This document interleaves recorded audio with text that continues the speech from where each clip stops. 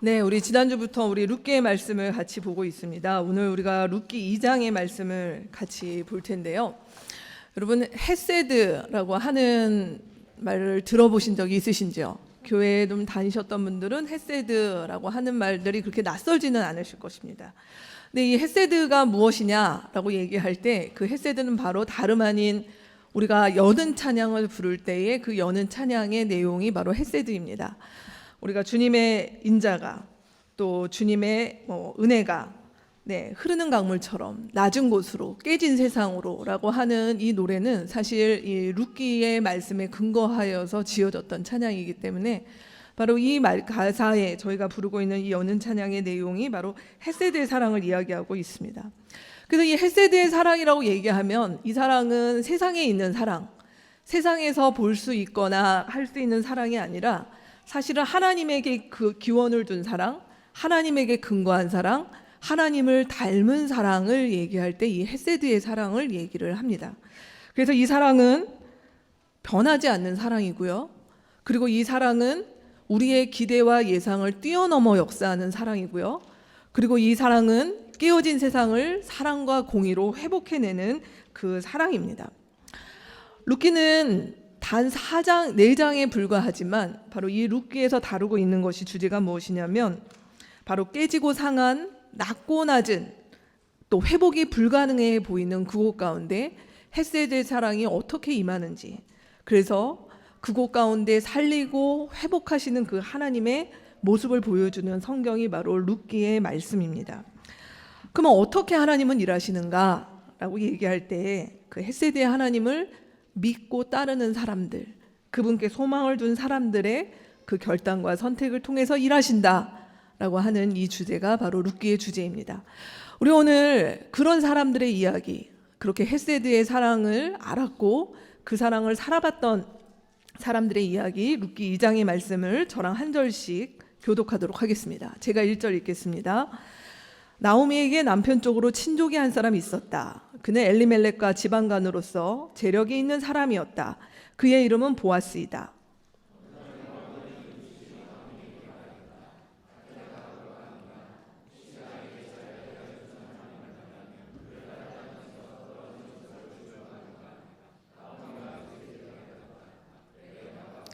그리하여 룻은 밭으로 나가서 곡식 거두는 일꾼들을 따라다니며 이삭을 주었다. 그가 간 곳은 우연히도 엘리멜렉과 지방간인 보아스의 밭이었다.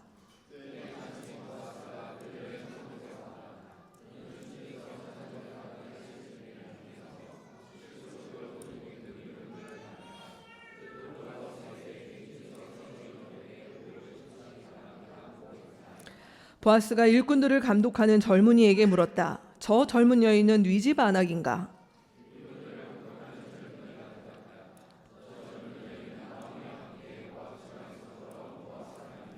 일꾼들의 뒤를 따라다니면서 곡식단 사이에서 떨어진 이삭을 줍도록 허락해달라고 하더니 아침부터 와서 지금까지 저렇게 서 있습니다. 아까 여기 볏집에서 잠깐 쉬었을 뿐입니다.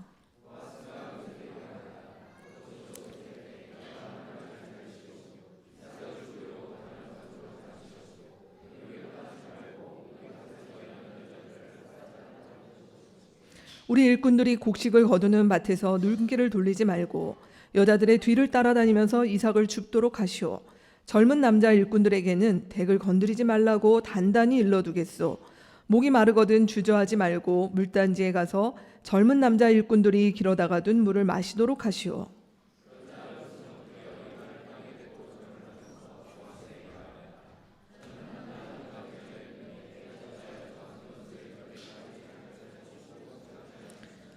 보아스가 룻에게 대답하였다. 남편을 잃은 뒤에 덱이 시어머니에게 어떻게 하였는지를 자세히 들어서 다 알고 있어. 덱은 친정아버지와 어머니를 떠나고 태어난 땅을 떠나서 엊그제까지만 해도 알지 못하던 다른 백성에게로 오지 않았소?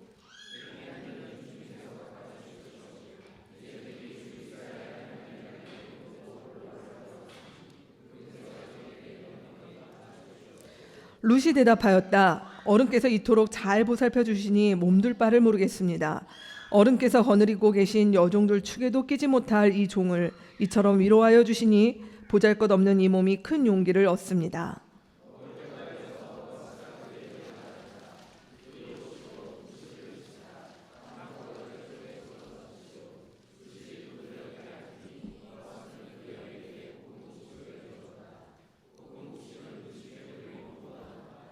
룻이 이삭을 주우러 가려고 일어서자 보아스가 젊은 남자 일꾼들에게 일렀다.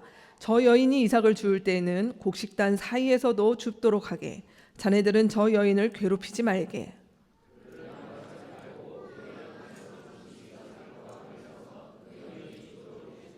룻은 저녁 때까지 밭에서 이삭을 주었다. 주운 이삭을 떠니 보리가 한 에바쯤 되었다.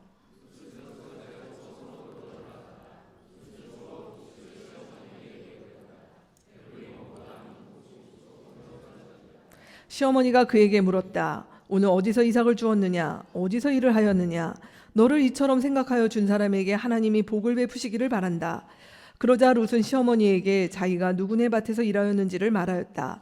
오늘 내가 가서 일한 밭의 주인의 이름은 보아스라고 합니다.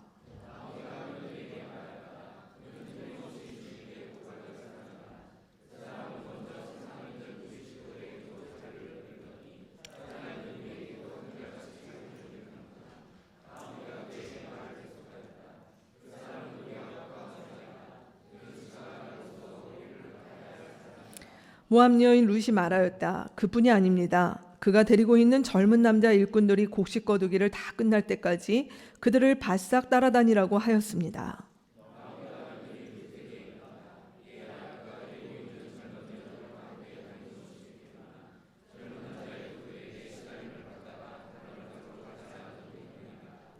같이 읽겠습니다. 그리하여 룻은 보리 거두기뿐만 아니라 밀 거두기가 끝날 때까지도 보아스 집안의 젊은 여자들을 바싹 따라다니면서 이삭을 주었다. 그러면서 룻은 시어머니를 모시고 살았다.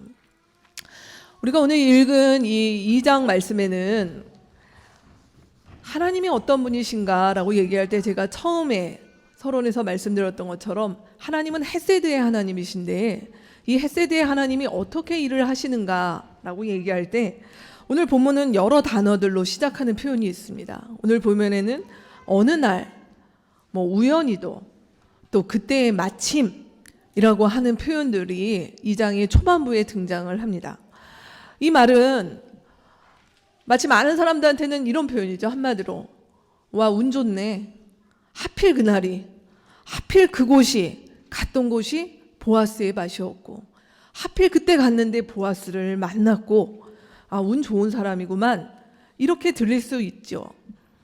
많은 사람들은 이 세상 가운데 이런 일들을 만날 때 운이 좋았다라고 얘기를 합니다. 여러분, 행운이라고 얘기할 때 이 행운은 무엇을 행운이라고 얘기를 하나요? 일반적으로 행운, 거기에 있는 한자 뜻풀이를 제가 드리자는 것이 아니라 행운은 무엇입니까? 보통 행운이 어떻게 설명될까요? 사전을 찾아보니까 내 의지와 노력과 상관없이 생기는 일이에요. 좋은 일이죠, 특별히. 내가 그렇게 의지나 노력이나 이런 것들을 하지 않았는데 말 그대로 우연히 진짜 좋았네, 야 재수 좋아, 이런 표현들을 우리가 쓸 때 쓰는 말들이 보통 일반적으로 행운이라고 얘기합니다. 근데 성경이 우리 가운데 알려주고 있는 성경의 세계관, 성경이 우리 가운데 말씀하고 있는 것은 세상에 행운은 없다예요. 이런 우연히 노력하지도 않고 있는 일이 아니라 사실은 그것을 가리키는 성경의 표현은 섭리라는 표현입니다. 그래서 섭리, 이 섭자가 당기다 할 때 섭자라고 그러거든요. 이 말은 무엇인가? 즉 우리가 이 땅 가운데서 수많은 선택을 하지만 그 어떤 선택들이 하나님의 어떤 때가 되어서 그분의 일하심과 이것이 스파크가 일어날 때, 조우가 일어날 때, 우리가 다 해석할 수는 없지만 뒤돌아봐서 지나고 나서 보고 나니 그 속에 하나님의 일하심이 있었구나. 하나님은 그때만 일하신 게 아니라 사실 늘 일하고 계시지만 그것들을 우리가 감지할 때 그때를 바로 하나님께서 섭리 가운데 역사하셨다라고 하는 표현을 쓰곤 합니다. 그래서 오늘 성경은 우리 가운데 이 세상에 운이 좋은 사람, 어떻게 하다 보니 운이 좋아서 지금 룻이 이렇게 팔자 풀린 사람이 된 것이 아니라 룻의 인생 가운데 개입하셔서 그의 인생 가운데 섭리로 일하시는 하나님이 계시다라고 하는 얘기로 2장은 그렇게 시작을 하고 있습니다.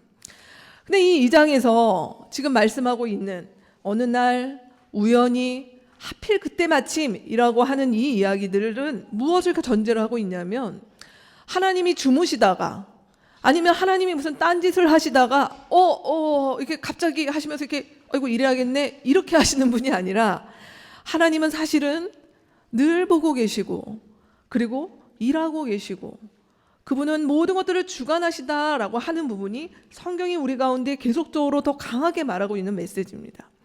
그 말씀이 이사야서 40장에 많이 나와 있는데요. 여러분 이사야 40장은 한국 사람들이 굉장히 좋아하는 성경 중에 하나인데 전문을 다 실을 수는 없고 제가 27절에서 31절까지의 말씀만 가져왔습니다.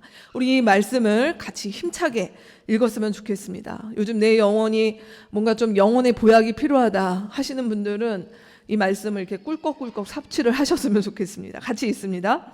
야곱아, 내가 어찌하여 불평하며 이스라엘아, 내가 어찌하여 불만을 토로하느냐? 어찌하여 주님께서는 나의 사정을 모르시고 하나님께서는 나의 정당한 권리를 지켜주시지 않는다 하느냐? 너는 알지 못하느냐? 너는 듣지 못하였느냐? 주님은 영원하신 하나님이시다. 땅끝까지 창조하신 분이시다. 그는 피곤을 느끼지 않으시며 지칠 줄을 모르시며 그 지혜가 무궁하신 분이시다. 피곤한 사람에게 힘을 주시며 기운을 잃은 사람에게 기력을 주시는 분이시다. 비록 젊은이들이 피곤하여 지치고 장정들이 맥없이 비틀거려도 오직 주님을 소망으로 삼는 사람은 새 힘을 얻으리니 독수리가 날개를 치며 솟아오르듯 올라갈 것이요 뛰어도 지치지 않으며 걸어도 피곤하지 않을 것이다. 아멘. 지금 이 이사야의 말씀에서 하나님은 누구십니까? 하나님이 이 세상을 창조하실 뿐만 아니라 이 세상의 모든 것을 그분이 전지전능하신 그의 능력으로 지키고 보호하고 일하고 계시는 분이시다라고 말씀하시는 거예요. 그러기에 그분이 모르는 일이 있을 수 없다. 그래서 우리의 모든 것들을 알고 계시고 사실은 보고 계시다. 그렇기 때문에 그분만이 우리의 능력의 원천이요 우리의 회복의 원천이 된다. 그래서 오늘 말씀에 제가 밑줄 그은 부분이 있죠. 이런 하나님께 어떠한 사람? 하나님께 소망을 두는 사람, 이 하나님을 소망으로 삼는 사람, 그 사람이 바로 이런 하나님을 경험할 수 있지 않느냐라는 그러한 어떤 동료와 도전의 말씀이 이사야서의 말씀입니다. 그러기에 같은 맥락에서 신약에 와서 바울 사도가 갈라디아서 6장 9절에서 이렇게 말합니다. 우리가 선을 행하되 낙심하지 말지니 포기하지 않으면 때가 이름에 거두리라. 우리가 이 땅 가운데서 선을 행하고 사는 것은 그냥 뭐 이게 어디로 될지 모르지만 그냥 뭐 걸리면 좋은 일 생겨라 라고 하면서 하는 것이 아니라 우리가 선을 행하고 있는 모든 것들을 누가 보고 계십니까? 하나님 다 보고 계시다는 것이에요. 그분은 알고 계시고 우리가 뭐 하고 있는지 알고 계시다. 근데 우리가 그런 삶을 살다 보면 무슨 일이 있어요? 낙심하고 포기하고 절망할 만한 때가 있지만 그러지 말아라. 주님이 너의 그 때를 아시고 반드시 거기서 거두게 하실 날을 믿고 봐라 라고 말씀하셨다라는 것이에요. 그렇기 때문에 우리의 하나님은 독불장군이 아닙니다. 하나님은 이 세상을 당신의 헷세대로 다스리기를 원하시는데 그 헷세대를 누구와 다스리기를 원하시냐면 바로 그 헷세대에 하나님께 소망을 두고 그리고 그분 앞에서 하나님 앞에서 그분을 신뢰하기 때문에 내가 이 땅 가운데 낙심과 포기의 상황들이 무척이나 많은 인생길을 걷다 하더라도 다시 한번 거기서 주님 앞에 소망을 두고 또 일어서는 자들에게 주님께서 일하신다라고 말씀하신다라는 것입니다. 오늘 바로 그러한 사람들을 우리가 같이 보려고 합니다. 오늘날 교회 가운데는 신앙생활을 하다 보면 우리 가운데 이런 인생의 이해가 있어요.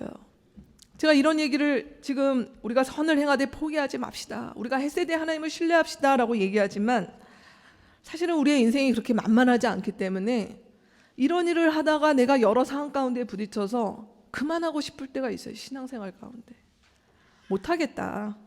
그리고 이런 선을 행하되 내가 그렇게 크게 기대한 건 아니었지만 끝이 안 보인다 라고 하는 그런 어떤 절망에서 더 이상 보이지 않는 그런 어떤 사면 초과의 상태 가운데 놓였을 때가 우리의 인생 가운데 분명히 있습니다.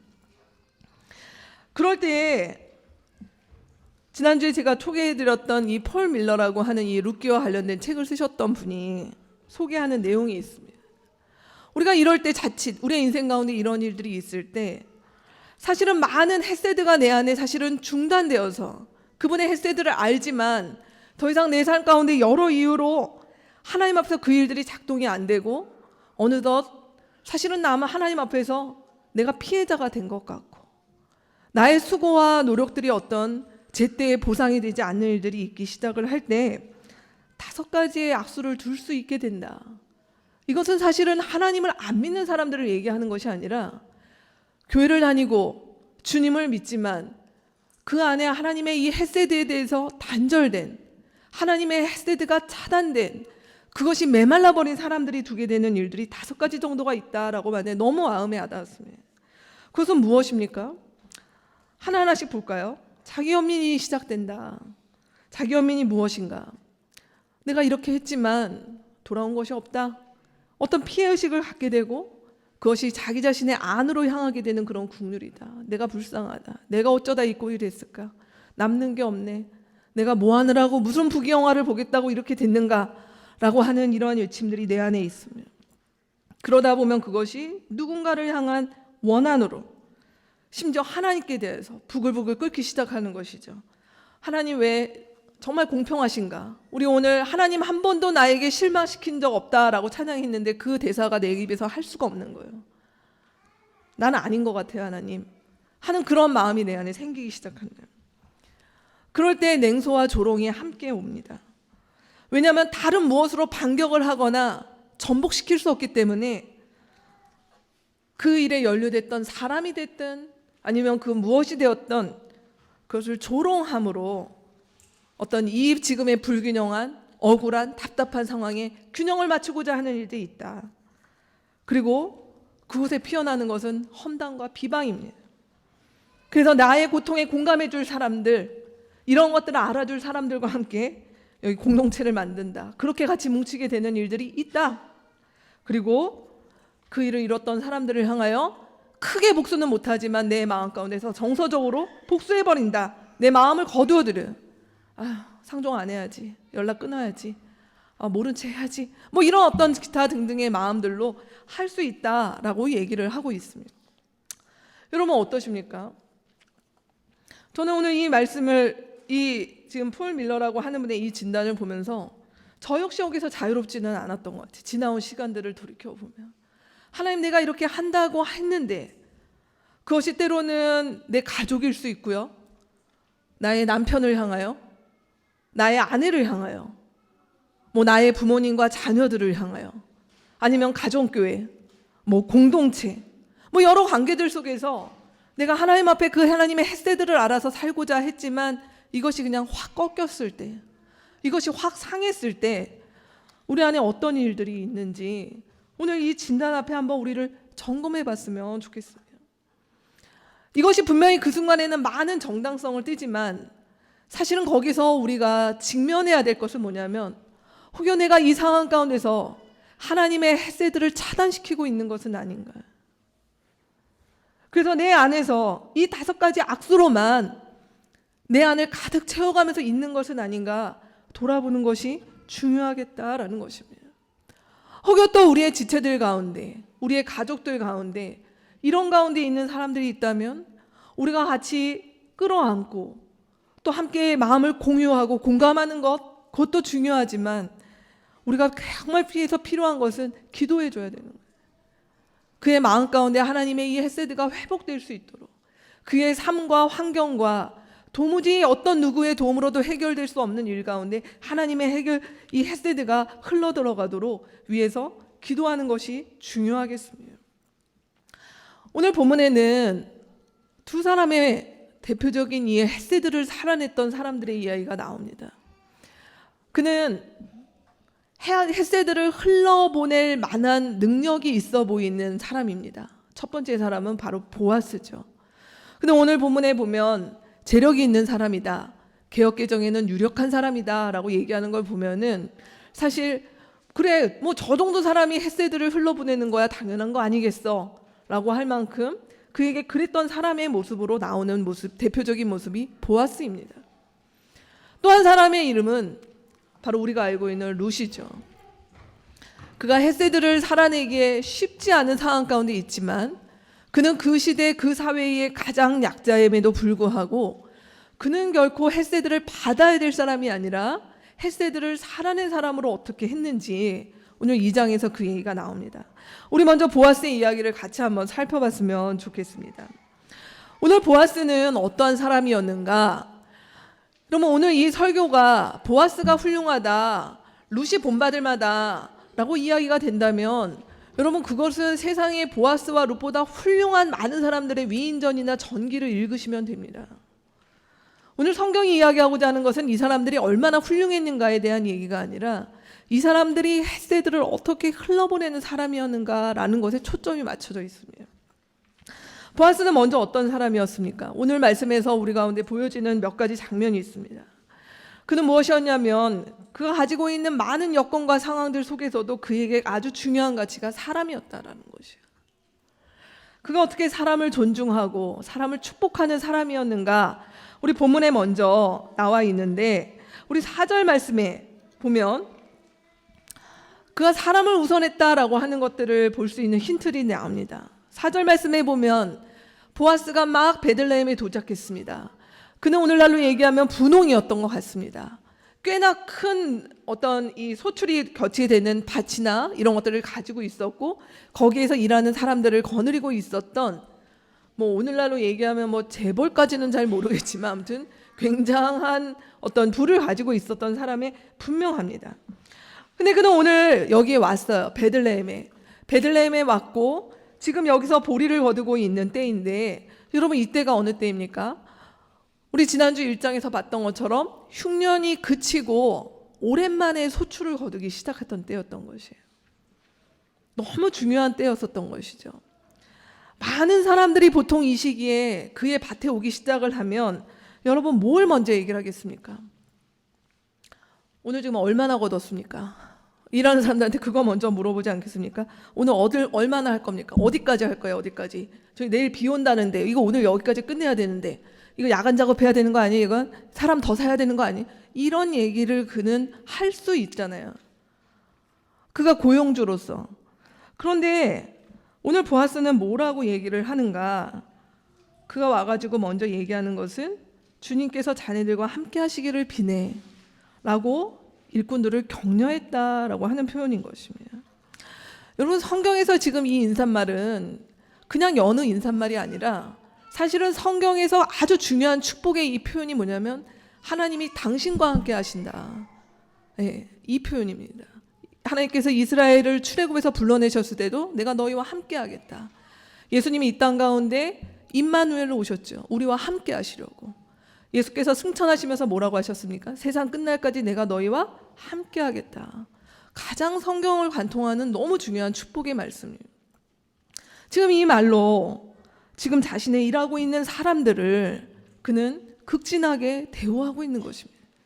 그들의 효용 가치, 그들이 지금 나를 위해서 얼마만큼의 일을 해야 되는가라고 하는 것에 그의 관심이 있던 것이 아니라 사실은 일꾼들을 격려하면서 했다라고 하는 이 부분이 눈에 들어온다는 것이죠. 그리고 5절에 보면 그가 누구를 봅니까? 저 여인이 누구냐? 또 룻을 보기 시작을 합니다. 그 이후에 이어지는 우리 5절 이후에 이어지는 대화에 보면 일하던 사람이 룻에 대해서 이야기를 합니다. 그 이야기는 사실 썩 좋은 이야기가 아니에요. 5절 이후에 보면 저 여자가 누구냐? 모압 지방에서 온 모압 여인입니다. 사실 그가 지금 바쁜 추수철에 건장한 남자 일꾼이 와서 이 일을 하면 좋을 텐데 지금 룻은 뭐 하러 온 것입니까? 그 집에 사실은 소출을 거두는 노동력으로 온 것이 아니라 거기에 빌붙어서 자기의 생계를 유지하러 온 거린 수준에 가까운 사람이라는 것이에요. 뭐가 그렇게 관심이 있겠어요? 오늘만 일하고 가라 그래. 오늘만 하고 가라 그래. 뭐 이런 말을 할 수도 있겠고요. 아이고 지금 막 일도 많고 바쁜데 우리가 저 사람까지 해야 되나? 뭐 이런 어떤 마음이 들 수도 있겠고요. 근데 그는 여기서 또 룻을 살피는 모습이 나오게 됩니다. 그리고 오늘 보아스가 보여주는 또 모습 가운데는 우리 15절에서 17절 우리 이 본문을 좀 촘촘히 우리가 다 볼 수 없어서 이렇게 좀 점프를 하겠습니다. 15절에서 17절 말씀에 보면 어떤 장면이 나옵니까? 15절에서 17절 말씀에 보면은 이 룻이 그들의 일하는 일꾼들 사이에서 일하도록 지금 보아스가 얘기를 하는 장면이 있습니다. 그러면서 일꾼들한테 뭐라고 얘기하죠? 룻이 자기의 소출을 걷어갈 수 있도록 배려를 하라라고 얘기를 했다라고 하는 부분이라는 것이에요. 여러분, 이게 그 자리에 여러분이 같이 있다라고 생각을 하면 어떤 생각이 드시겠습니까? 어쨌든 이날 일꾼들은 자기가 하던 일들이 있기 때문에 그 일의 결과물로 뭐 하루에 일당을 받든 뭐 룻과 같이 동일하게 어떤 뭐 곡식을 받든 했을 거란 말이에요. 그들이 받아야 될 몫은 정해져 있는데 생각지도 예상치도 않았던 한 사람이 들어온 거잖아요. 그러면 들어오게 되면 이 일꾼들은 어떤 마음이 들었을까요? 내가 받아가야 될 것들이 줄어드는 것인 상황인 것이에요. 이 룻이 들어왔다라고 하는 얘기는. 근데 지금 보아스는 뭐라고 얘기를 합니까? 그 상황들을 읽는 것이에요. 그래서 어떻게 합니까? 룻에게도 룻의 필요로 하는 것들을 주는 것들을 확보할 뿐만 아니라 그가 들어와서 어떻게 보면 내 몫이 줄어들지 않을까라고 긴장하고 있던 기존의 일꾼들이 그런 마음 먹지 않도록 그들에게도 주어진 원래 약속한 대로 주는 것을 하겠다라고 하는 이 전제가 이 뒷부분의 말씀에 나와 있는 것입니다. 오늘날 우리 한국 사회에서 있는 일들 가운데 최근에 많이 보게 되는 것이 그렇습니다. 최저임금이 올랐다. 그래서 영세 자영업자들이 문을 닫기 시작을 한다라고 얘기를 하면서 지금의 우리 사회의 어려움들이 마치 가진 자들의 문제가 아니라 최저임금이 오르고 라고 하는 이 구도로 만들어가는 것들 속에서 여러분은 어떤 생각이 드십니까? 오늘 보아스는 어떤 모습을 한 것이냐면 사람을 존중하고 그가 했던 것이 말과 그냥 이렇게 립 서비스로 했던 부분이 아니라 자기가 가져가야 될 몫을 줄인 거잖아요. 룻이 생김으로. 그러니까 정말 그가 진정한 고용주라면 내가 손해를 보고 나와 함께 일하는 사람들이 거기서 상생하고 협력하도록 만드는 구조를 만들어줬다라고 하는 얘기라는 것입니다. 근데 오늘날 우리 사회에서 보는 부분은 뭐죠? 많은 가진 자들, 우리 사회 기득권 세력들이 자기 것을 놓치진 않고 일반인들과 이 땅의 많은 노동자들이 가져가야 될 부분을 가지고 거기서 악의 다툼이 일어나도록 만드는 구조를 만들어 놓고 그것의 탓으로 최저임금이 오르고 뭐 이렇게 얘기하는 상황들과 오늘의 이 말씀이 좀 대조적이지 않습니까? 보아스는 그랬던 사람으로 지금 성경은 묘사하고 있는 것입니다. 그가 하나님의 헤세드를 경험했기에 다른 사람들을 살리고 그들을 존중하고 그들의 인생을 향하여 축복하고 하는 그 모습이 바로 성경에 나오는 모습이에요. 그리고 이런 모습뿐만 아니라 오늘 보아스가 보여주는 아주 중요한 모습은 뭘까요? 그가 바로 이 룻의 인생을 살리는 모습들이 오늘 본문에는 구체적으로 단계 나와 있습니다. 오늘 우리가 읽은 8절 말씀에 보면 사실 보아스 입장에서 룻이 오늘 우리 밭에 우연찮게 왔는데 내일 그가 다른 밭에 가든 어딜 가든 그게 무슨 상관이 있겠어요.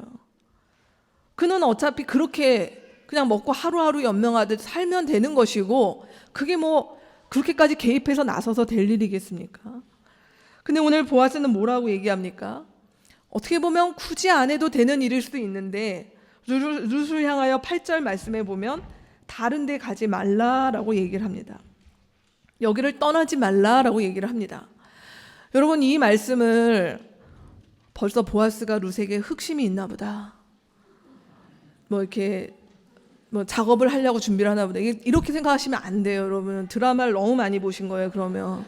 그런 얘기가 아니고 지금 이 보아스는 당대의 상황에서 이 룻과 같이 젊은 여성은 사실 오늘날 내전을 겪고 있는 많은 곳에서 일어나는 것처럼 사실 여성들과 아동들이 뭐에 시달립니까? 기근과 각종 성범죄, 추행 이런 일들 가운데 지금도 놓여 있습니다.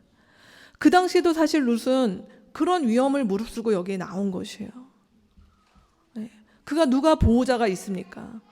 남자의 날개 아래서만 여자가 생존이 가능했던 이 시대에 아무것도 없이 남자들이 우글거리는 이곳에 나왔는데 누가 이 여자를 데리고 가서 정말 어떤 불미스러운 일을 했다 하더라도 이 사회에서 그것들이 뭐 재판을 할 수 있는지 뭐 소송을 할 수 있는 그런 일들을 할 수 있는 상황이 아닌 굉장히 위험한 상황 가운데 지금 룻은 살겠다고 나온 것이에요. 보아스는 그걸 알아보고 먼저 그의 울타리가 되는 일을 했다는 것이에요. 다른 데 가지 말고 여기를 떠나지 마라 라고 하는 그런 울타리의 경계를 세웁니다. 그리고 그뿐만 아니라 이제 어떻게 합니까? 9절 말씀 15절에 보면 그렇게 그의 울타리가 정해져 있다 하더라도 그러나 이 안에서도 룻에게 위험한 요소들이 있는 것이에요. 그 룻에게 위험한 요소들이 무엇입니까? 여전히 같이 일하는 젊은 남성들이 많이 있었고 이들이 룻에게 대단한 건 아니어도 힘으로 뭐 여러 가지 일들로 그를 괴롭힐 수 있는 상황들에 대해서 못하도록 했다라고 하는 그런 어떤 정말 안전한 보호의 역할들을 지금 보아스가 합니다. 그리고 룻에게 필요로 하는 것들을 공급하기 시작합니다. 9절 말씀에 보면 이 시절에 이렇게 일하러 가는 사람들이 오늘날 우리처럼 뭐 생수병 꽂고 이렇게 갈 수 있는 그런 시절이 아니잖아요. 어딘가에 운물이 있었고 지금 룻은 어디에 운물이 있는지 몰라요. 그렇기 때문에 목이 마르지만 어디 가서 물을 달라 해야 되는지 그럴 염치도 없는 것이죠. 그런 룻을 향하여 여기 와서 물을 먹어라. 그리고 14절 말씀에 보면 그에게 점심을 먹을 수 있도록 식사의 자리에 부릅니다. 그리고 16절 17절의 말씀에 보면 무엇입니까? 그가 이날 자기가 일한 목뿐만 아니라 풍성하게 그의 집에 있는 나오미와 함께 식사를 할 뿐만 아니라 여유 있게 가져갈 수 있도록 여기서 지금 오늘 룻이 일을 해서 한 에바인가요? 그렇게 가져갔다 오죠. 그게 오늘날로 수량으로 얘기하면 한 18kg 전후? 적지 않은 양이에요. 그 정도의 소출을 가져가서 혹여 못 나오는 상황이 되거나 하더라도 끼니를 거르는 일이 없도록 그가 그렇게 배려했던 장면이 바로 됐다는 것입니다. 여기까지 했다 하면 한 가난한 여인에게 그가 베푸는 자선의 수준에 일 수 있을 것입니다. 근데 오늘 장면의 14절 말씀에 어떤 모습이 나옵니까? 그가 식사의 자리에 이 룻을 불렀다는 것이에요. 여러분 성경에서 식사의 자리는 오늘날 그냥 이렇게 뭐 우리가 그냥 서로 같이 밥 먹을 수 있는 그런 자리가 아니라 사실은 이방인과 식사를 하는 것도 아니었고 이방 여자와 식사를 하는 건 더더욱 아니었을 것이에요. 근데 이 자리에 룻을 불렀다는 건 이제 룻은 누구입니까? 한 공동체의 일원. 너가 우리와 같은 이 울타리에 들어와 있는 사람이다 라고 하는 것들을 표현하는 자리가 그를 이 식탁의 자리에 불렀다라고 하는 것이에요. 여러분 보아스는 어떻습니까? 오늘 이 장에서 보여주고 있는 이 보아스, 사실 그는 헬세드를 베풀 만한 그런 어떤 재력이 있고 능력이 있는 사람이었는데 우리가 오늘날 아는 것처럼 많은 사람이 부유하고 재력이 있다 하더라도 보아스처럼 하지는 않죠. 이번 주에도 한 항공사의 임원의 그런 어떤 갑질로 인한 일들이 계속 연일 뉴스에 나오고 있는 모습입니다. 그가 분명히 자신의 능력과 이런 것들로 그 모든 것들을 소유한 것이 아니라 소위 부모 잘 만나서 그렇게 되었음에도 불구하고 많은 것들을 가진 사람들이 자기와 함께 일하는 사람을 축복하거나 존중하거나 하는 부분에 굉장히 익숙합니다. 되려 가지고 있는 생각이 무엇입니까? 너네가 누구 때문에 사는데, 너네가 누구 때문에 밥 먹고 사는데 나한테 감사해야지, 내가 하라는 대로 해야지 라고 하는 그런 고자세, 그런 어떤 갑질의 의식들이 팽배해 있는 것이 그 전의 세대나 지금이나 사실은 이 땅 가운데 많은 가진 자들이 보여주고 있는 그런 어떤 삶의 양식이고 행태죠. 그래서 오늘 성경의 보아스는 무엇을 얘기합니까? 그가 하나님의 헤세드를 알았던 사람으로 그가 하나님 앞에서 헤세드를 살았던 이 모습, 그래서 굳이 애써 돌보지 않아도 되는 사람에게 호의를 베풀 뿐만 아니라 그의 사람과 그의 가족을 살리는 일을 했던 이 모습이 바로 헤세드를 알고 있고 헤세드를 경험했던 사람이 흘러보내는 방식이다 라고 이야기하고 있는 것입니다.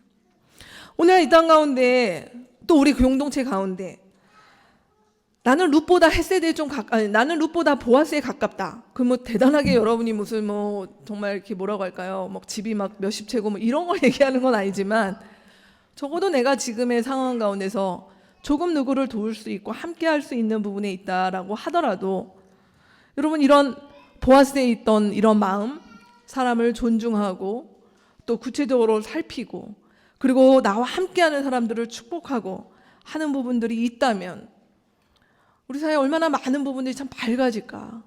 우리 사회에 얼마나 많은 부분들에서 정말 약하고 소외된 사람들이 그들의 눈물을 거둘 수 있을까 하는 그러한 말씀들, 기대들을 오늘 이 보아스에게서 보게 되는 것 같습니다. 두 번째 사람입니다.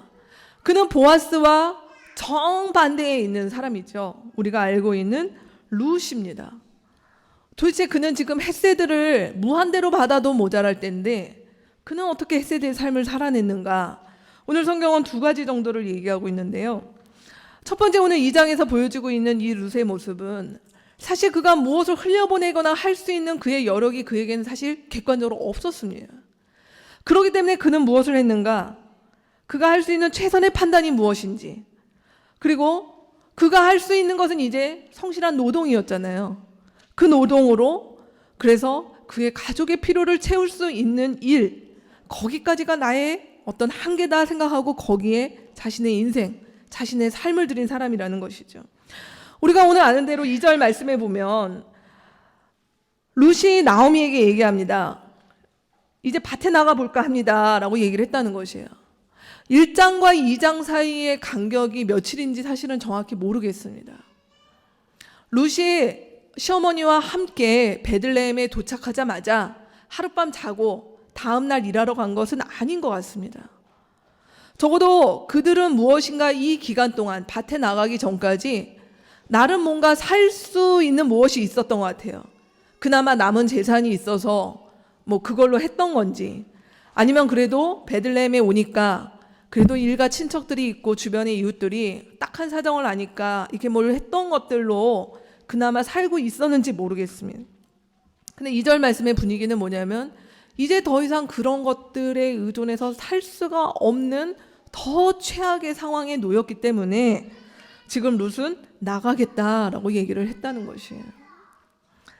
어찌 보면 모르겠어요. 이 나오미가, 여러분 이때가 나이가 우리 시어머니인 나오미가 몇 살 정도 되셨을 거라고 여러분 예상하세요?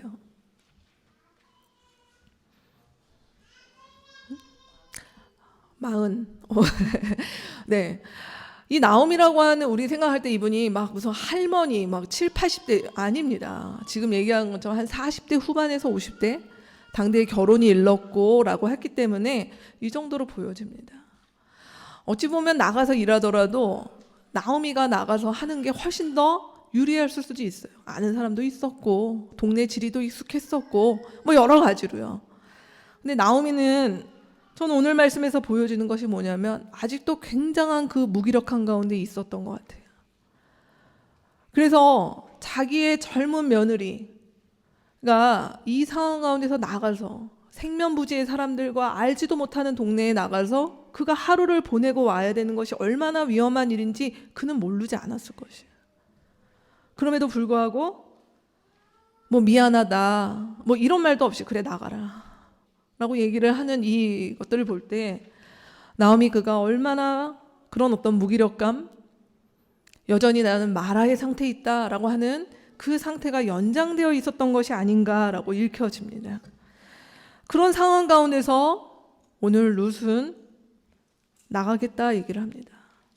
그가 나가서 지금 뭐 경력 단절렵니까? 나가면 뭔가 이렇게 경력을 살리고 할 수 있는 상황이 아니잖아요. 그가 할 수 있는 게 뭐가 있습니까? 장사요? 뭐 자본금이 있어야 장사라도 하죠. 지금 떨어진 이삭을 줍는 일은 당대의 거린들이 하는 일입니다. 구걸이란 얘기예요. 어머니 우리가 이대로 살면 안 되지 않아요? 제가 나가서 구걸이라도 하겠습니다. 그가 할 수 있는 최선의 선택인 것이에요. 그 선택을 마다하지 않았다라는 것입니다. 그리고 그렇게 나간 그곳에서 그는 어떻게 일합니까?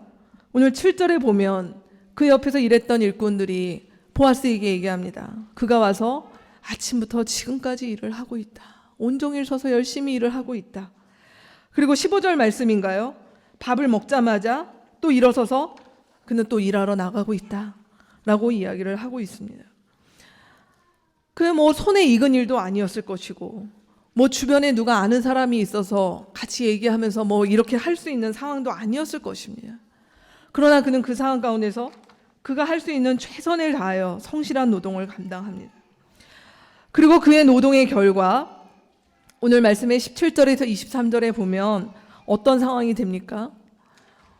이 마라로 가득한 이 집에, 이 굶주림이라고 하는 것들이 곧 임박한 이 집 가운데 배불리 먹고 남은 양식이 이 집에 들어오기 시작을 했고, 그리고 이 상황을 보면서 어떻게 보면 그 무기력함과 그 마라의 고통 가운데서 헤어나오지 못했던 이 나오미의 삶이 여기서 회복되기 시작하는 그 일들이, 그래서 사실 나오미에게 필요한 것은 양식이기도 했지만 이 마라가 끝나고 마라에서 다시 기쁨이, 마라에서 다시 생명이 회복되는 어떤 그런 기미가 오늘 2장의 마지막 부분에서 보여지는 것이죠. 그래서 그렇기 때문에 오늘 이 이 룻이 오늘 말씀의 2장의 마지막 말씀이 23절 말씀이 참 의미심장합니다. 시어머니를 모시고 살았다 라고 하는 이 말, 시어머니의 부양자가 된 나오미, 시어머니의 보호자가 되고 그의 공급자가 되고, 그리고 하나님이 나를 벌하시는 거야 라고 믿고 있던 그에게 하나님 아니야, 하나님이 우리를 돌보시는 거야 라고 하는 것들을 경험케 했던 그 룻의 사실은 육체의 필요뿐만이 아니라 그의 내면과 영혼의 필요까지 채웠던 그 일이 바로 룻의 모습 가운데서 있다라고 하는 것입니다. 그럼 어떻게 이런 일들이 가능했을까요? 우리가 아는 것처럼 성경은 끊임없이 이 룻에 대해서 오늘 2장의 앞에 반드시 닿는다는 건 뭐합니까? 모압 여인이라는 단서를 계속 붙이고 있어요. 그가 무슨 대단하게 이스라엘의 어느 지파에서 태어난 것이 아니라 그는 룻임에 이방 여인임에도 불구하고 어떻게 이럴 수 있었을까? 우리 지난주 우리 1장을 살피면서 1장의 마지막에 룻이 그런 고백을 했었죠. 하나님 나의 하나님이시다. 어머님의 하나님뿐만이 아니라 하나님이 나의 하나님이시고 나의 주님이시고 나의 왕이시다. 그 고백 하나를 가지고 룻은 길을 떠났다는 것이에요. 그렇기 때문에 그 얘기는 무엇이에요? 더 이상 그는 어떤 상황과 사람 때문에 선택하는 것이 아니라 바로 그 하나님, 나의 주, 나의 왕이신 하나님을 믿는 내가 그 길을 선택했노라. 그렇기 때문에 지금의 나의 주어진 이 상황에 대해서도 그는 그 현실을 그냥 받아들이고, 그리고 그 현실에 대해서 하나님께서 만나게 하신 사람들 앞에서 그가 비굴하거나 아니면 과도한 반응을 필요가 없이 그는 그 앞에서도 아주 당당하고 멋진 모습으로 오늘 이야기하고 있는 모습이 나옵니다. 바로 이 모든 것들은 그의 내면이 건강하다는 얘기죠. 그의 내면이 건강하다, 우리 이런 것들을 뭐 상담 뭐 이런 쪽의 얘기를 드리는 것이 아니라 내면의 건강함은 사실은 하나님의 헤세드의 은혜가 지속적으로 공급될 때만 가능한 것이에요. 좋은 가정에서 상처 안 받고 자라서 내면이 건강한 부분도 분명히 있겠죠. 그러나 하나님의 은혜를 알아가는 사람들은 주님께서 그의 내면을 고치시는 일고 그의 내면을 건강하게 만드시는 일들을 끊이지 않으십니다. 그렇게 오늘 본문에 보면 여러분 이 룻의 이 말들을 보십시오. 10절과 13절에 보면 한낱 이방 여종들 축에도 끼지 못할 이 종, 이것이 지금 자기를 비하하는 것입니까?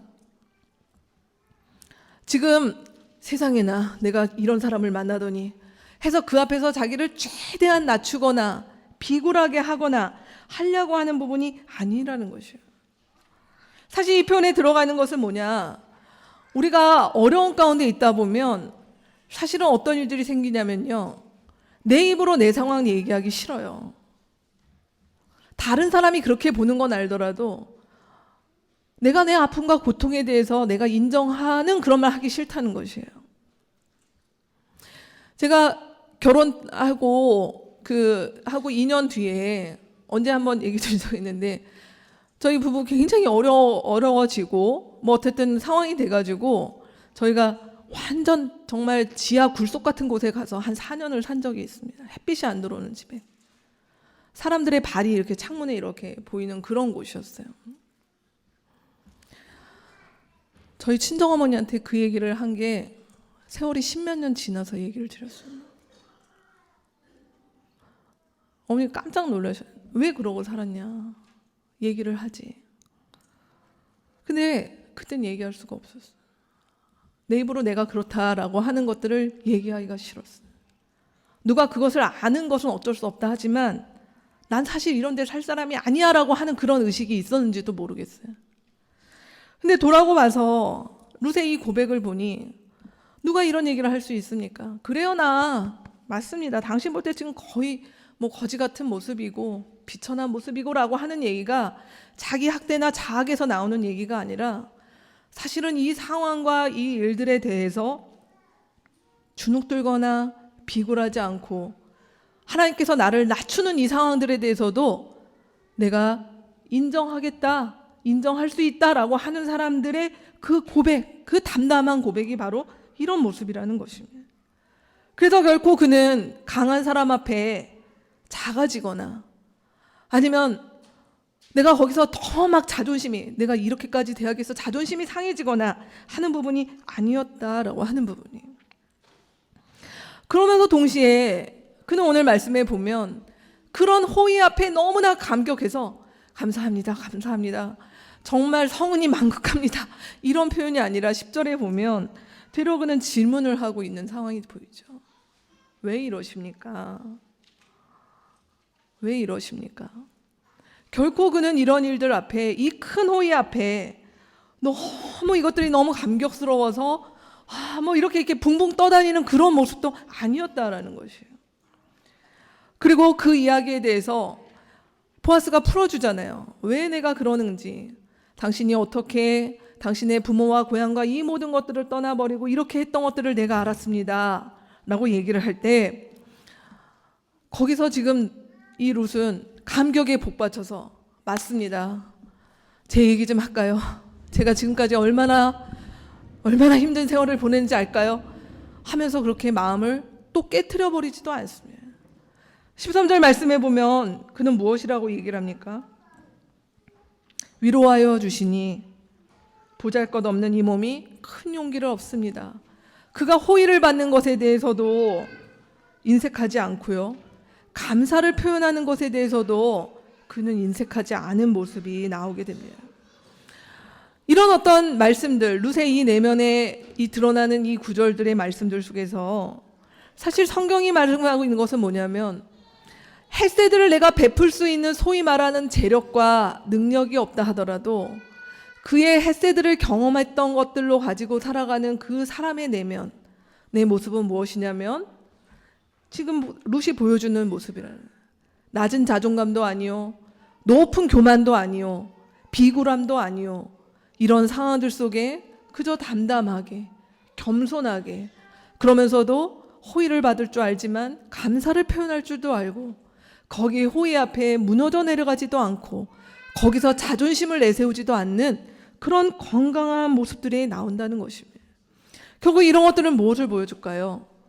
룻은 다른 사람들의 어떤 시선 아니면 내가 지금 주어진 상황 가운데 그가 지금 휘둘려서 사는 사람이 아니라 하나님의 헤세드에 의해서 그의 내면이 지금 거기에 중심을 잡고 살아가는 사람들이다라고 하는 것들을 보여주는 것입니다. 그렇기 때문에 후반부에 보면 이제 집에 돌아가서 나오미를 만났습니다. 나오미를 만나 이야기를 늘어놓죠. 오늘 하루에 있었던 이야기들을 늘어놓습니다. 근데 여러분 21절에서 23절에 보면 재미있는 표현이 뭐냐면 21절에 룻이 이렇게 얘기합니다. 그 사람이 젊은 남자들을 끝날 때까지 바싹 따라다니라고 했어요, 어머니. 이렇게 얘기를 하는데 22절에 나오미는 그 얘기를 듣고 뭐라고 얘기하냐면 그 젊은 남자들을 따라다니지 말고 젊은 여자들을 따라다니라 라고 충고하는 거예요, 어머니가. 여러분 이런 일들이 되면 글쎄요, 뭐 상황극을 또 해야 될까요? 보통의 며느리들이 어떻게 할까요? 어머니 일 좀 나가보셨어요? 상황을 아세요?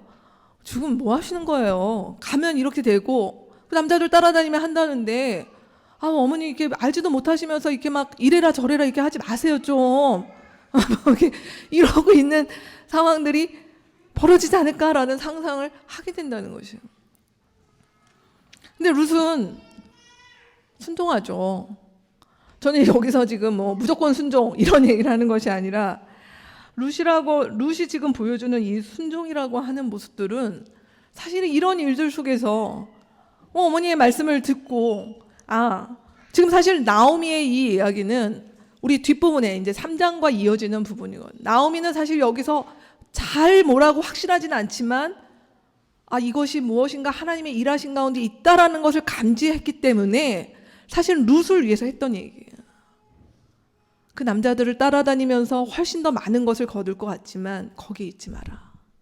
여자들과 있어라 라고 하는 얘기는 어떻게 보면 두세 수 앞서서 보는 그 룻의 감이었을 것 같습니다. 나오미의 감이었을 것 같습니다. 근데 아직 룻은 그걸 몰랐겠죠. 그러니 이런 말들 앞에 뭐 기분이 상할 수도 있습니다. 저 이제 또 먹을 거 갖다 드렸더니 또 뭐 이런 마음이 들 수도 있을 것입니다. 근데 그 앞에서 룻은 이런 일들 앞에 순종한다라는 것이죠. 자, 이런 모습들을 저희가 이 헤세드의 삶을 살았던 이 2장에서 보여주고 있는 보아스 그리고 룻의 모습을 봅니다. 하나님의 헤세드를 받은 사람들은 내가 그것들을 보낼 수 있는 능력이 있다, 상황이 된다, 내가 뭘 가졌다 라고 하는 것과 상관없이 헤세드의 삶을 살아낼 수 있다라는 것을 보아스에게서 룻에게서 오늘 2장 말씀은 우리 가운데 보여주고 있습니다. 그들이 그 상황들 가운데서 충분히 다른 선택을 할 수 있는 것들이 너무나 많이 있었어요. 그럼에도 이 헤세드의 하나님을 경험한 사람들의 모습으로 나왔던 이 보아스의 삶, 그리고 이 룻의 선택들, 이런 모습들이 지금 룻기 2장에는 아름답게 펼쳐지는 것입니다. 그래서 우리가 불렀던 찬양처럼 주님의 인자가 흐르는 강물처럼 이제 보아스를 거쳐서 룻을 거쳐서 흘러가는 모습들의 얘기가 이 2장에 나오죠. 어떻게 흘러갔을까요? 여러분, 오늘 이 헤세드로 2장의 장면이 보여주고 있는 것은 그걸로 회복되고 있는 작은 세상의 그림을 보여주고 있습니다. 여러분, 먼저 일꾼들에게 어떤 일들이 있습니까? 이 일꾼들은 우리가 봤던 것처럼 보아스의 헤세드를 경험했던 사람이에요. 그렇기 때문에 나를 고용한 주인이 그를 통해서 받은 헤세드를 알기 때문에 이들이 지금 무엇을 합니까? 룻을 존중합니다. 배려할 수 있습니다. 주인에 대한 신뢰를 경험했기 때문에 주인을 축복할 수 있습니다. 여러분, 일하는 현장에서 이런 일들이 가능할 것 같으세요? 제가 아까도 얘기했지만 뭐 여러 가지 임금과 이런 일들이 있을 때 작년 올해 아직도 끝나지 않은 회사가 많죠. 네, 고용하는 사람과 피고용인의 문제도 있지만 고용된 사람들 가운데 우리 한국 사회에 정규직과 비정규직의 갈등도 만만치 않습니다. 어찌 보면 지금 성경에서 보여주는 이 일꾼들과 룻, 정규직 일꾼들, 그네 어느 날 갑자기 꽂아 들어온 이 룻이라고 하는 이 비정규직, 만만치 않은 문제일 수 있어요. 왜 이렇게까지 해야 돼? 흉년이 언제 올지 모르는데 오랜만에 작물을 거뒀는데 지금 나 하나 먹고 살기도 이럴 텐데 라고 하는 이 동에서 어쩌자고 이 농장은, 어쩌자고 이 보아스의 이 밭에서는 서로가 배려하고 서로가 신뢰하고 그런 것들을 지켜가고 하는 이 일들이 있냐라는 것이에요. 그 일들의 원천은 바로 보아스라고 하는 사람이 바로 헤세드를 살아냈기 때문에 가능한 것이다. 그리고 그 헤세드가 결국은 룻에게도 흘러서 룻의 가정을 살리고 룻의 가정을 일으키는 일들로 흘러가는 이야기가 나오고 있죠. 오늘 이 헤세드가 누구에게 또 흘러갔습니까? 우리가 앞에서 봤던 나오미에게 흘러갔습니다. 여러분, 나오미는 이 땅에 오면서 사실 이미 그는 룻의 헤세드로 살아가고 있는 사람이었습니다. 그는 이미 자기가 살았지만 죽은 것과 같은 상태 가운데 있었지만 그의 며느리 룻에게서 흘러들어오는 헤세드로 말미암아 간신히 살고 있었습니다. 이 가정의 상황이 얼마나 딱합니까? 약자가 약자에게 헤세드를 지금 베풀고 있는 상황인 거예요. 경중을 가릴 수 없는 약자임에도 불구하고 서로가 서로에게 룻이 나오미에게 베푸는 이 헤세드로 말미암아 그의 시어머니 나오미가 회복되기 시작합니다. 그래서 룻의 2장의 뒷부분의 분위기는 1장의 마지막의 분위기와 너무나 다르죠. 1장의 마지막에서 나오미는 사람들에게 묻지도 않았는데 울분을 토합니다. 날 나오미라고 하지 마라. 난 이미 말하다. 내 삶은 고통이다. 난 살아있으나 죽은 것과 마찬가지다. 근데 2장의 마지막에서 룻은, 이 나오미는 무엇인지는 정확히 모르나 하나님의 날개 아래 그분의 회복하심, 그분의 헤세드가 우리 가정에도 예외가 아니었구나라고 하는 것들을 감지하기 시작했다라는 것입니다. 그리고 룻의 모습이 나옵니다. 이 룻, 그는 이방인이었음에도 불구하고 하나님의 헤세드를 믿고 신뢰하며 여기까지 왔습니다. 그로 말미암아 나오미에게 우리 하나님의 헤세드가 흘러갔을 뿐만 아니라 사실은 이 룻에게 도전을 받은 사람이 바로 보아스였던 것이에요. 보아스는 그 룻에게 했던 이야기 무엇입니까? 나는 들었다. 보아스가 11절 12절 말씀에 보면 룻을 향하여 뭐라고 얘기했습니까? 너가 모든 것을 버리고 이곳 가운데 왔다. 그러면서 뭐라고 얘기합니까? 그곳이 어디냐면 바로 주 이스라엘의 하나님의 날개 밑으로 온 것을 알았다라고 얘기를 하고 있는 것이죠. 지금 보아스는 무엇을 보았을까요? 룻이 보여주는 이 사랑, 룻의 시어머니를 향한 이 사랑이 효심 정도가 아니라 바로 우리의 날개 되시는 그 하나님께 기대고자 하는 그의 헤세드를 경험했던 사람만이 할 수 있는 이 선택을 한 거구나 라고 하는 것들을 보아스는 알게 된 것입니다. 그래서 그에게 도전을 받은 것이죠. 그래서 우리 다음 주에 볼 3장과 4장에 보면 그가 바로 하나님께서 말씀하신, 그가 얘기했던 하나님의 날개 밑으로 보호를 받으러 왔다라고 하는 그 약속을 성취할 사람으로 자신을 하나님 앞에서 결단하고 나아가는 모습이 나오게 되는 것입니다. 보아스 이야기도 지금까지 봤던 내용이죠. 그가 하나님의 세세를 살았을 뿐만 아니라 그로 인하여 그의 일꾼, 룻, 나오미까지 미치는 이야기. 지금은 룻기 2장이 그리고 있는 이 세상은 굉장히 독특한 세상입니다. 거의 하나님 나라가 오면 이런 일이 있을까? 서로에게 이것들을 흘러보내고 그것이 강자가 됐든 약자가 됐든 하나님의 은혜 가운데 함께 살아가는, 더불어 함께 살아가는 이 세상의 모습들이 이 룻기 2장이 보여주고 있는 세상인 것입니다. 만약 이 헤세드가 없었다고 한다면 2장의 모습들은 어떤 모습이 되었을까요? 굉장히 이상한 그림으로 룻기 2장은 그려질 수도 있었을 것입니다. 여러분, 말씀을 맺겠습니다. 오늘 룻기 2장은 우리 가운데 하나님의 날개 아래 보호를 받으러 왔다라고 얘기하는 이 보아스의 말 속에서 이 하나님의 날개 아래 보호를 받는 삶, 바로 다름 아닌 헤세드를 경험하는 삶이 무엇인가에 대해서 그려주고 있습니다. 그래서 보아스의 입을 통하여서 지금 룻에게 하는 이야기는 하나님의 헤세드를 아는 사람들, 그래서 하나님의 날개 아래가 무엇인지 아는 사람들, 그 사람들은 어디에 거하지 않느냐면 사람의 날개 아래 거하지 않습니다.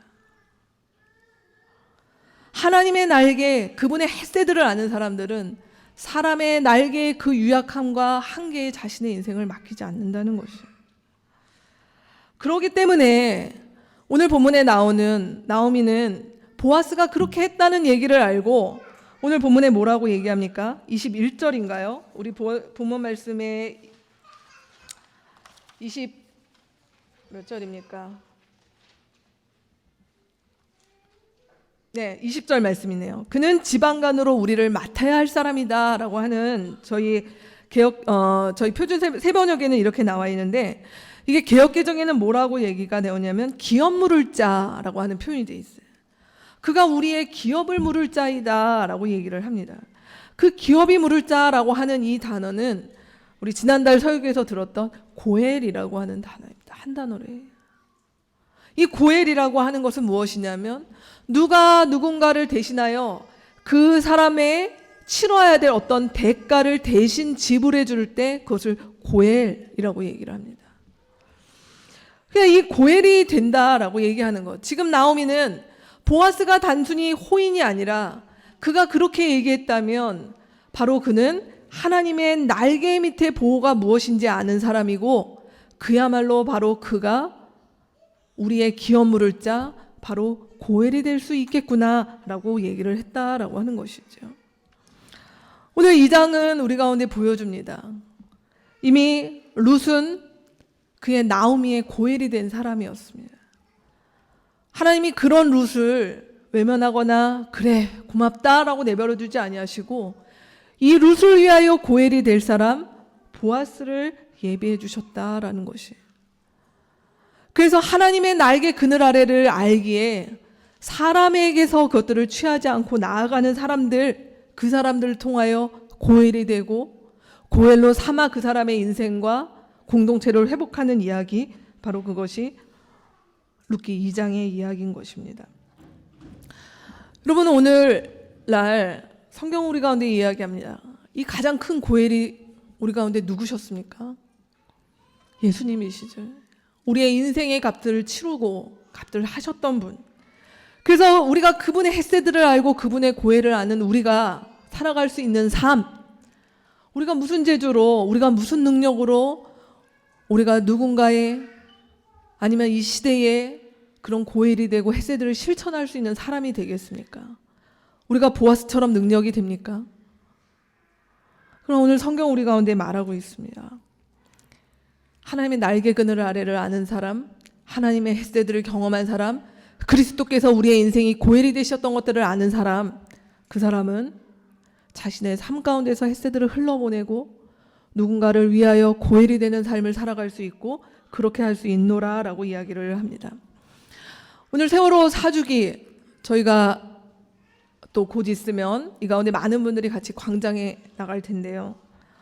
저는 이 자리가 우리가 이 시대에 아픔당한 사람들의 아주 작은 고엘이 될 수 있는 자리가 아닐까라는 생각이 듭니다. 또한 우리가 4월 27일 남북 정상회담과 이 땅의 평화를 위해서 기도하는데 이거 역시 이 땅 가운데 분단과 아픔과 이 모든 것들을 향하여서 이 시대를 살아가는 그리스도인으로서 우리가 할 수 있는 것은 우리 세대 가운데 평화가 자리 잡기를 원하는 이 땅 가운데 고엘이 되는 공동체, 고엘이 되는 그리스도인들, 이렇게 주님께서 우리를 부르신 것이 아닌가. 그 일을 누가 해야 되지 않겠냐, 우리 가운데 도전하시는 것 같습니다. 이런 고엘이 되는 사람들, 하나님의 헤세드를 살아내는 사람들로 저와 여러분의 그런 걸음들이 나아가는 4월이 되었으면 좋겠습니다. 같이 기도하시겠습니다.